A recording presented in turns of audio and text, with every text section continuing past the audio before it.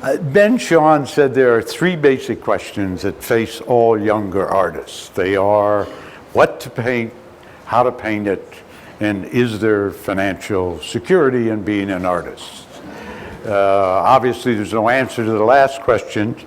The interesting thing to me is that as children, the question of what to paint didn't exist for us. I mean, we painted ourselves, we painted the world around us, we painted our hopes, our fears, our nightmares. We used drawing and painting as a kind of mediation between ourselves and an often, in my case, hostile world. I'll show you a drawing done by a friend of mine's daughter, age 5. And when I asked Ariel what the drawing was about, she said, every time I swim in the lake, I dive down and have tea with my mermaid friend. Great drawing, right? This is me and my brother. My brother's 2 years older than I am. His name is Bruce. We come from different planets, as many siblings do.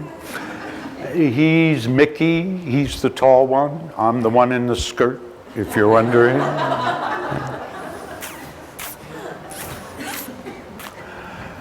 When my brother was 15, we slept in the same bed. We lived in upstate New York, Jamestown, the home of Lucille Ball and 10,000 Maniacs. That's our claim to fame. We slept in the same bed, ate the same food. And when he was 15, he started a trap line. Where he got 250 steel traps, nobody knows. He put them in the streams and the creeks around our house. And every morning he would get up, collect his animals, bring them back, skin them, and sell the pelts. He got $2 for a rabbit skin, he got 4 for a muskrat. And occasionally a mink would escape from the mink farm, and he got $20 for the mink fur. He started carrying a handgun when he was 15. He still carries one. He's 75. He lives in a town of 500 people, and to make money as a boat mechanic. And when I was there last summer, he bent over to fix a motor in a boat, and he had a .32 taped to his back. And I said, "You've been doing that since you were 15 years old. And what are you actually afraid of?" And he said what he always says to me, which is, "You lived in New York too long."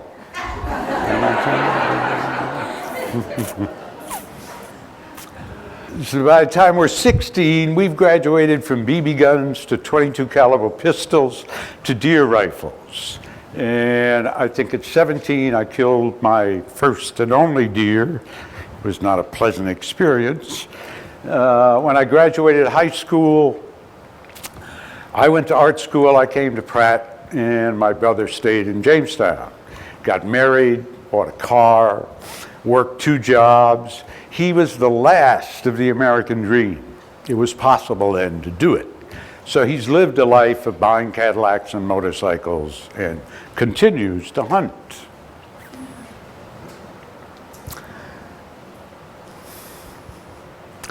So when I graduated from Pratt, pop art owns, this is the 60s, the art world. And I'm suddenly surrounded, when I go to galleries, with images that are amusing to me, that are referencing advertising and comic books and whatever. I read comic books but had no sense, this is a personal opinion, there was no connection of this stuff and the life I had been living or seen or had experienced. This is Warhol's Popeye. This is Lichtenstein. It's come up, we saw this earlier actually, right? And rather than feeling like this was Dada, that had some satire to it or had some irony, it felt to me like, I mean, this is sacrilegious to say, it felt like pop art was in essence doing what it was pretending to be against, which was it had become a commercial market. So I tried abstract painting. We all did it in Pratt in the 60s. I tried pop art. I was miserable at all this stuff. life. And by my late 20s, I thought maybe it's time to make a picture out of things I actually know about and things that I've lived through, things I've experienced and whatever. So I made a list. Deer came up first. We hunted them, we butchered them, we ate them. I'd never drawn one. Second thing on my list were cows. My mother made this cow, by the way. It's out of paper mache. I had milked them, we had birthed them, I rode around on them, I named them. Had never drawn one. Third thing that came up on my list was psychic phenomenon. This is my grandmother. She was a spiritualist minister and a psychic. Lived in Lilydale, where you have to be a psychic to buy a house. The place still exists, hasn't changed since I was a kid, actually. HBO did a documentary on this place called The Place Where Nobody Dies, I think. It wasn't very good, but anyway. My grandmother saw auras, and so every Sunday I would spend with my grandmother. She was also a wonderful artist. And I've done a little in the last 10 years. I've been searching this topic.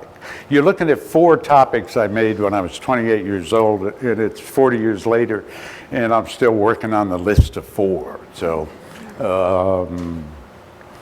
So everybody in my hometown had a shotgun in their pickup truck or a handgun in the glove compartment. My guess is it's still true today. It's my guess. Right? So I decide that I will do some drawings about guns. Something that I actually know about. Right? So I do these drawings, right? And they're about guns, and it becomes about violence. And I get the only letter I've ever gotten from my brother, which was a 16-page critique, not on my view of guns, but on the way I drew them. You understand? The pump action on the 12 gauge is incorrect, page 14. I like the Smith & Wesson 32, whatever. My mother sent me a letter. I did a book of these drawings and sent it to my mother and my brother. And my mother sent me a letter saying, "Why do you always draw people holding their dicks?" There is one drawing in 45 drawings where somebody is holding their dick. It is the only thing my mother saw. My brother only saw the guns. Do you understand? Okay. So when you think you're communicating, ain't so, you know. So I'm doing these things, and I go to galleries. This is a topic of another talk. I kid you not. The first 6 galleries I go to say to me, "Go to Germany." They'll love you in Germany. They love this dark shit. Right? I mean, so I end up not on gallery walls, but this stuff finds a home in print. And I find that rather than commercial art being something where people are telling me what to do, people are giving me total freedom. So that, I mean, Life magazine got canceled subscriptions because of this. My kid can't sleep, you know, that cover is horrible. They loved it. Does that make sense? This is a Time cover reject. They asked me to do a cover on the death penalty. And I brought it in, and the editor came out of his office with a painting under his arm, and he said, "We're not going to print this. It's too violent." And I said, "You know, frying people in a steel electric chair is pretty violent." And he said something which I thought was quite profound. He said, "Kid, let me tell you something. We are a culture that will look at any horrific event in a photograph and not look at the photographer. We look at the event as a reality. We don't then think, who was the war photographer standing on the dead body taking this photo?" He said, when people look at art, they know it takes time to do it. And they look at a painting like this and they think, this person's a psycho. You understand? I mean, they do not think this is real. They think, anyway, they ran a cover of a photograph of an electric chair with nobody in it. So anyway, I get all this work. This is Reverend Jim Jones. Remember Jim Jones, right? He's the guy in Guyana, right? Gave everybody the Kool-Aid. The fun of illustrating for me was I've met a lot of writers. The fun was reading a lot of stuff and researching stuff that I wouldn't have done on my own. I did not know that Jim Jones did not drink the Kool-Aid after he watched everybody die in a hell of a lot of pain. He had somebody shoot him. The day this came out in the New York Times, there was a knock on my door and there was a very large green beret guy standing there with this paper in his fists. And he said, "You did a vicious drawing of my best friend, and I'm here to beat the shit out of you." And there was no question that he could beat the shit out of me, which I said to him. I said, "Well, no question about that." I said, "Why don't you come in for coffee?" So I invite him into the apartment, we sit down, I explain that I am not the person who okays the truth of these articles. That would be Charlotte Curtis, who at that time was the editor of the op-ed page. And I said, if you want to kick the shit out of somebody, we should go down to the Times. It's a true story, right? I'm begging for time here. He said, okay, take me down there. We get in a cab, the Upper West Side. We go down to the New York Times building. It was at West 43rd, I think, at that time. And we actually got to the front door before he stopped. And now I went up and said to Charlotte Curtis, "You were this close to getting the shit kicked out of Charlotte." Anyway, okay. So I'm through the gun series. I start on deer. Okay.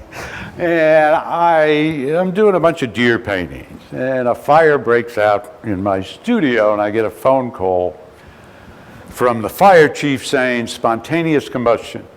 You had a rag with oil and linseed oil on it. It went off at 4 o'clock in the morning. There's been a lot of damage down here. Get in a cab and get down here." So I go down there in a cab, the electricity's off, there's no lights, I'm ankle deep in water, and I'm fully immersed in my own loss, right? Ego loss is what it's called. Oh my God, a disaster, a disaster. These are just a few of the paintings. So around 6 a.m., it gets light enough that I can see that all the deer antlers that my brother has sent me are still on the wall. Fire's not hurt them, whatever. And then I realized that around the deer antlers, somebody has taken push pins and string and set up a weird kind of museum blockade so you couldn't go near them. And I'm thinking, that's weird, right? And then I look at the window and I see that there's a note taped on the window, and it says, "We didn't break anything we didn't have to. We're really sorry about the loss because, we really like your paintings, whatever. We hope you get an 8-pointer next season. Signed, Jimmy and Frankie and Harry." New York City firemen happen to be over 50% deer hunters. My last comment about my brother is a couple of years ago. I'm back in Jamestown, and my brother doesn't talk much unless you talk about guns, right? So in order to get a conversation going, I always say, "Do you have any new weapons?" Does that make sense? At which point my brother brings out one. Okay. So we are standing in his backyard. He is showing me a new shotgun. And I see a bird, a robin, flying over our heads. And I see shells come out of his shirt. This all takes a second. I see shells coming out. I hear the shotgun getting loaded, I hear an explosion, and I watch the robin drop out of the sky. I'm caught in what in Zen is called a double bind, when you have two thoughts moving at the same frequency, that you can't jump from one to the other. And I'm sitting there in this tuning fork, right, thinking, that was the most amazing shot I've ever seen, and why did you kill that thing? And I'm doing that, why didn't you kill it? Well, that was incredible. Holy shit, that was amazing. I finally come out of it and say to him, why did you kill that thing? And he did a variation on his comment to me. He said, you have been in the art world too long. Thank you.